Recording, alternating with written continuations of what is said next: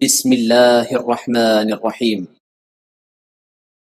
السلام علیکم ورحمۃ اللہ وبرکاتہ۔ الحمد للہ وکفی وسلام علی عبادہ الذین اصطفی، اما بعد۔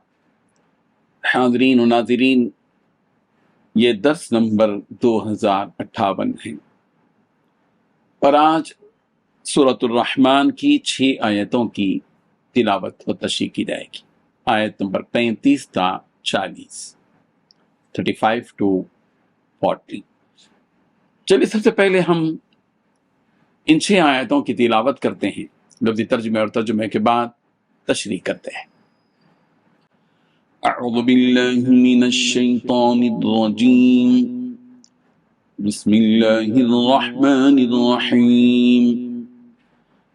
یرسل علیکما شواظ من نار ونحاس فلا تنتصران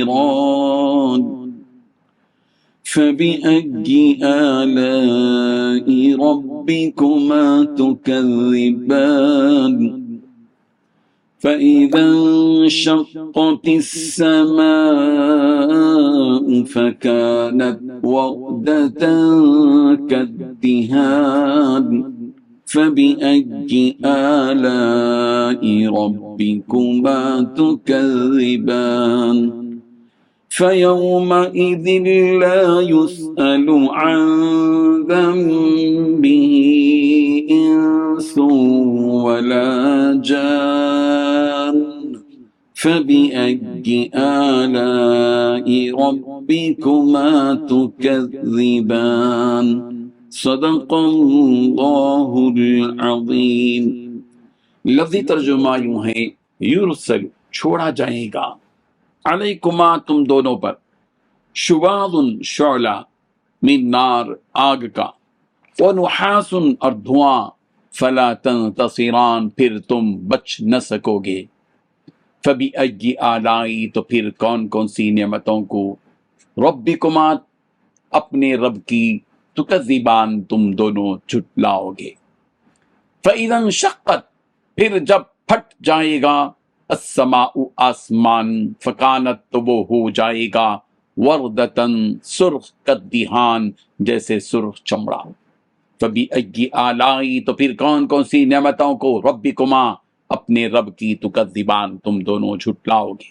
فیومئذ پھر اس دن، لا یسأل پوچھا نہ جائے گا، عن ذنبہ اپنی گناہ کی بابت، انسن کوئی انسان، ولا جان اور نہ ہی کوئی جن، فبأی آلائی تو پھر کون کون سی نعمتوں کو، ربکما اپنے رب کی، تکذبان تم دونوں جھٹلاؤ گے۔ ترجمہ یوں ہے، تم پر آگ کا شعلہ اور تانبے کے رنگ کا دھواں چھوڑا جائے گا، پھر تم اپنا بچاؤ نہیں کر سکو گے۔ اب بتاؤ کہ تم دونوں اپنے پروردگار کی کون کون سی نعمتوں کو جھٹلاؤ گے۔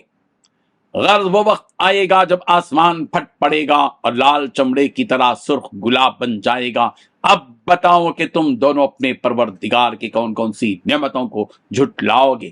پھر اس دن نہ کسی انسان سے اس کے گناہ کے بارے میں پوچھا جائے گا اور نہ ہی کسی جن سے۔ اب بتاؤ کہ تم دونوں اپنے پروردگار کی کون کون سی نعمتوں کو جھٹلاؤ گے۔ ان 6 آیتوں میں 7 باتیں بیان کی گئی ہیں۔ پہلی بات، تم پر آگ کا شعلہ اور تانبے کے رنگ کا دھواں چھوڑا جائے گا۔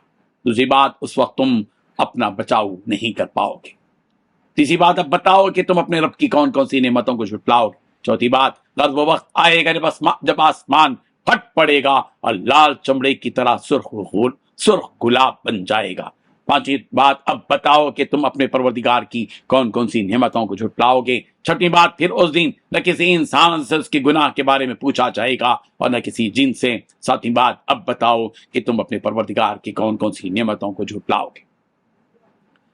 بزرگان محترم، جب جنات و انسان اس عذاب کی ہولناکی کو دیکھیں گے تو جو نافرمان اور گنہگار ہوں گے وہ اس سے بچ کر بھاگنے کی کوشش کریں گے، مگر وہ اپنی اس کوشش میں ناکام ہو جائیں گے۔ اس لیے کہ جو بھی ایسا کرے گا یعنی بھاگنے کی کوشش کرے گا اس پر اللہ تبارک و تعالی آگ کا شعلہ اور تانبے کے رنگ کا دھواں چھوڑ دیں گے اور اس طرح اسے عذاب میں جکڑ لیا جائے گا۔ بعض مفسرین نے فرمایا کہ یہ حالت قیامت کے وقت واقع ہوگی کہ آسمان سے آگ اور دھواں نازل ہوگا، پھر اس کے بعد آسمان پھٹ جائے گا اور پگھل کر بالکل چمڑے کی طرح سرخ گلاب بن جائے گا۔ اللہ اکبر۔ اس کے علاوہ کئی مقامات پر آسمان کے پھٹ پڑنے کا تذکرہ کیا گیا ہے، جیسا کہ سورۃ الحاقہ کی آیت نمبر 16 میں کہا گیا وَانشَقَّتِ السَّمَاءُ فَهِيَ يَوْمَئِذٍ وَاهِيَةٌ، اس دن آسمان پھٹ پڑے گا اور وہ بالکل ڈھیلا پڑ جائے گا۔ سورۃ الانشقاق میں کہا گیا اذا السماء انشقت، جب آسمان پھٹ پڑے گا۔ سورہ انفطار میں کہا گیا اذا السماء انفطرت، جب آسمان پھٹ جائے گا۔ انسان کے ارد گرد کہیں دور جب بجلی گرتی ہے تو وہ اس کی آواز سے بہت ہی خوف زدہ ہو جاتا ہے، تو سوچو کہ اس وقت اس کے خوف کا کیا عالم ہوتا ہے، جبکہ خود پورا آسمان ہی پھٹ کر گر پڑے گا۔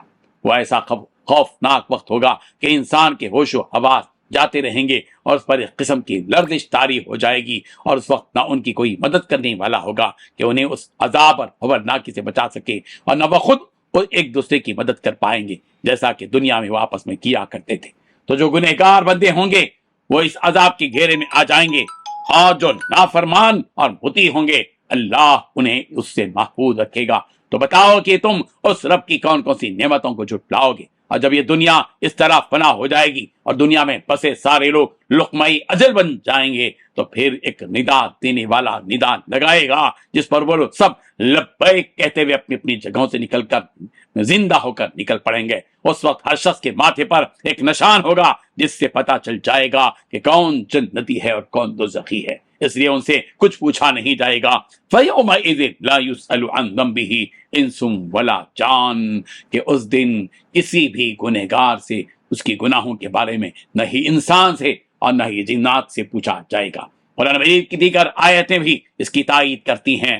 هَذَا يَوْمُ لَا يَنطِقُونَ وَلَا يُؤْذَنُ لَهُمْ فَيَعْتَذِرُونَ، یہ وہ دن ہوگا قیامت کا کہ جس میں وہ کچھ بول نہیں پائیں گے اور نہ ہی انہیں بولنے کی اجازت دی جائے گی کہ وہ عذر پیش کرنے لگ جائیں۔ لہذا ان لوگوں کو ان کی نشانیوں کی بنا پر الگ الگ کر دیا جائے گا کہ مومن ایک صف میں ہوں گے اور کافر ایک صف میں، پھر اس کے بعد اللہ تعالیٰ ہر ایک کے سامنے ان کا نامہ اعمال پیش کرے گا اور ان سے ان اعمال سے متعلق پوچھا جائے گا۔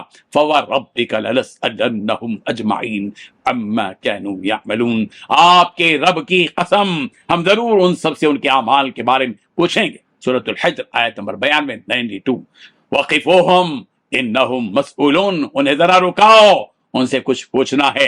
سورۃ الصافات آیت نمبر 24 لہذا یہاں اس سورت میں جو بیان کیا گیا ہے کہ ان سے کچھ نہیں پوچھا جائے گا وہ ایک اور حالت کے وقت ہے، اور دیگر آیتوں میں جو کہا گیا کہ ان سے ان کے اعمال کے بارے میں پوچھا جائے گا وہ دوسری حالت ہے، یعنی دونوں کا وقت الگ الگ ہے۔ اس طرح ان آیتوں میں کوئی تضاد نہیں ہے۔ اور بعد نے فرمایا کہ ان سے کچھ نہیں پوچھا جائے گا بلکہ ان کے سارے اعضاء خود ان کے اعمال کی گواہی دیں گے۔ آگے جو فرمایا کہ اب بتاؤ تم اپنے رب کی کون کون سی نعمتوں کو جھٹلاؤ گے، اس سے اس نعمت کو بیان کرنا مقصود ہے کہ وہ اسی کی پکڑ کرتا ہے اور عذاب دیتا ہے جو نافرمان ہوتا ہے، اور جو فرما بردار ہوتا ہے اسے ان سب سے محفوظ رکھتا ہے۔ یہ تو اس رب کی بڑی نعمت ہے جس پر انہیں شکر ادا کرنا چاہیے۔ اللہ تبارک و تعالی ہمیں اس کی نعمتوں کو سمجھنے والا بنا دے، اس کی نعمتوں کو جھٹلانے سے ہم سب کی حفاظت فرمائے، بلکہ اس کی نعمتوں کا احساس ہم سب کے دلوں میں پیدا فرما دے۔ آمین۔ وآخر دعوانا ان الحمد للہ رب العالمین۔